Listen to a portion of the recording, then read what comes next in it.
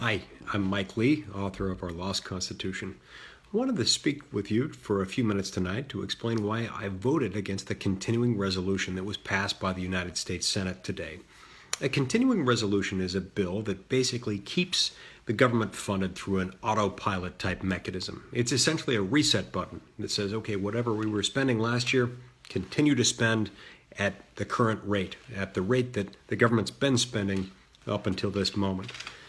It just keeps the government headed in the same direction, doesn't really change much. It can contain a few revisions, but so it's not really a budget, but it is a spending bill that simply says keep things more or less as they are, subject to a few minor changes. Today's continuing resolution comes just a couple of days before the expiration of the current spending bill, which expires on September 30th. After that moment, if Congress hasn't passed anything, a government shutdown results, and so that's why there's a push toward getting this done. The problem with this is we've known for a year that this was going to happen. We've known for a year that September 30th would arrive, and that at that moment we would have to pass something or risk government shutdown. And yet, notwithstanding the fact that we've known for a year, we didn't pass it until today. Now, there have been efforts, to be sure, to pass other spending bills. Many of those have been blocked by senators who didn't want us to get onto those spending bills. They'll have to answer for that. In many instances, Harry Reid and the Democrats have not wanted us to get onto this or that spending bill. I think that's unfortunate. But look, regardless, even if what we were going to end up with was a continuing resolution rather than a series of itemized appropriations bills, the way it's supposed to work, where you have a dozen or so appropriations bills, one that deals with armed services, one that deals with funding national parks, another that deals with funding veterans benefits and so forth. That's the way it should work. But even if we're going to do it all in one bill, they ought to put it on the floor, meaning they ought to bring it up for a vote and allow us to debate it and discuss it and amend it and make changes to it. Instead, what ends up happening is you have just a small handful of legislative leaders, basically the majority leader and the minority leader, negotiating back and forth with their counterparts in the House of Representatives and deciding what's going to be in the bill. And then at the end of this very long, mysterious process, they emerge as if coming down from a mountain with stone tablets, showing us what they have mysteriously put together. And at that point, everyone's given a binary choice that is very unpleasant. You either vote to pass this bill and keep the government funded, or you vote no. And by the way, if you vote no, and if enough people vote no, then a government shutdown ensues. Well, it doesn't have to be that way, and it shouldn't be that way. Because the fact is, we could have, and I believe we should have, put this on the floor a long time ago, put it on the floor in the Senate, meaning brought it up, allowing members, individual members, to offer up amendments to improve them. Sure, we'd have to have more cooperation in order to do that, but I trust the process because I trust the people. I trust the people to adequately supervise those whom they have elected to represent them in the United States Senate. But instead, we have basically two people running the show, two people writing this continuing resolution, two people negotiating in private, in secret, if you will, what the bill is going to be. And at the end, the democratic process is thwarted quite dramatically as a result of this. That's why I couldn't vote for this. See, if I had voted for it, that's rewarding this process, this awful process by which the Senate is run basically by two people, and the House of Representatives is run basically by two people. I talk about this a little bit in Chapter 9 of my book, Our Lost Constitution. I talk about the fact that, the spending power that Congress has is one of the most important pieces of the constitutional puzzle. It has to mean something. If we allow it to be powerful, if we allow it to do what it's supposed to do, it really can work well. James Madison described this power in Federalist 58. He said it was the most complete and effectual weapon with which any constitution can arm the immediate representatives of the people for obtaining a redress of every grievance and for carrying into effect every just and salutary measure. So in order for every just and salutary measure to be covered, to be accomplished, you have to have every member, or at least most members, able to speak on this, able to offer improvements to a particular bill, able to change things one way or another. I discuss this in Chapter 9 of our Lost Constitution. I tell some stories of times when we've had showdowns of one sort or another, where individual members want to make some changes. And I express frustration at the fact that very often we're given this awful binary choice, this ridiculous binary choice that says you've got to either vote for everything in this or nothing. Let me offer up this analogy. Imagine if you lived in a remote area. Imagine that there was no grocery store for many miles around.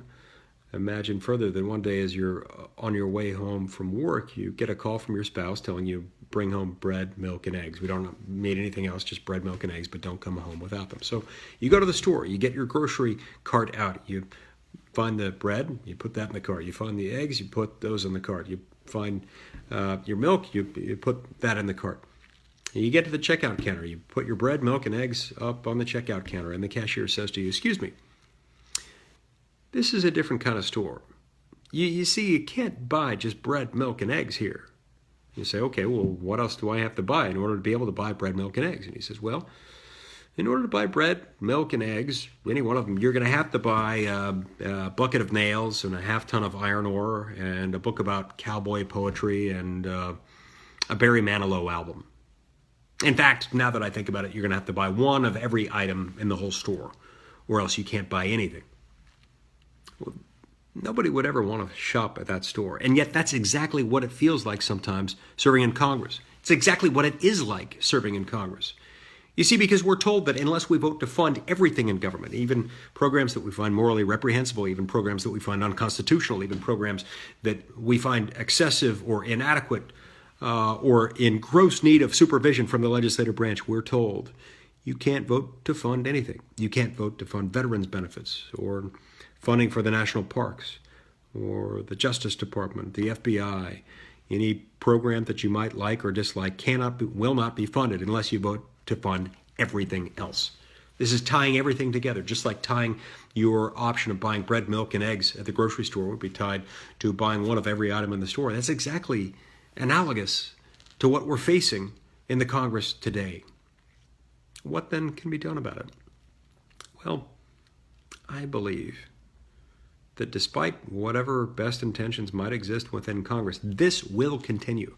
This pattern will continue until it no longer can. Meaning, as long as those people who have started this practice, legislative leaders who engage in this practice today, as long as they can get away with it, they'll continue to do it. Now, it's not necessarily that they start out saying, hey, I want to mess the whole process up. Hey, I want to make life miserable for members of Congress who are not the majority or minority leader in the House or the Senate. They might start out with the very best of intentions.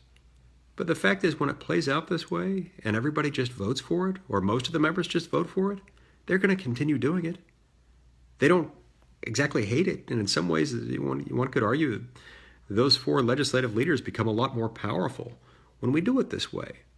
So the incentive structure is not there for them to do it any differently unless or until members stop voting for these bills. And unless or until we have enough members who start saying right off the bat, do not expect me to vote for this bill unless you're going to give me an opportunity to amend it, unless you're going to give me a meaningful opportunity to debate it, to discuss it, to try to improve it, and give me more than a half an hour or half a day to decide on it.